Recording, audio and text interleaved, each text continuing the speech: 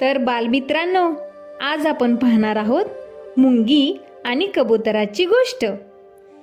एकदा एका मुंगीला खूप तहान लागली होती। ती जंगलातून फिरत फिरत एका नदीजवळ येऊन थांबली आणि पाणी प्यायला लागली। परंतु अचानक तिचा तोल गेला आणि ती पाण्यात पडली। ती पाण्याबरोबर वाहत वाहत चालली होती आणि वाचवा वाचवा असं म्हणत होती। तिथे एका झाडावर कबूतर बसला होता। तो हे सगळं काही पाहत होता। कबुतराने झटकन एक झाडावरचं पान घेतलं आणि नदीत वाहत चाललेल्या मुंगीजवळ टाकलं।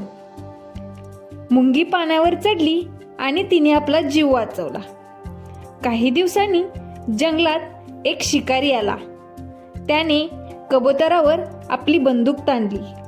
त्या मुंगीने पाहिलं, तिला त्या कबुतराचा जीव वाचवायचा होता।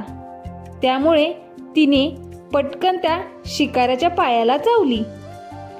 त्याचबरोबर शिकाऱ्याचा नेम चुकला आणि कबूतर पटकन उडून गेला आणि तो उडताना मुंगीला म्हणाला, प्रेमळ मुंगी, माझा जीव वाचवल्याबद्दल धन्यवाद। मुंगी म्हणाली, मित्रा, धन्यवाद म्हणायची काय गरज आहे? तू सुद्धा माझा जीव वाचवला होतास। तर मित्रांनो, आपण यातून काय शिकलो? लहान असो वा मोठा, प्रत्येकाची मदत महत्त्वाची असते।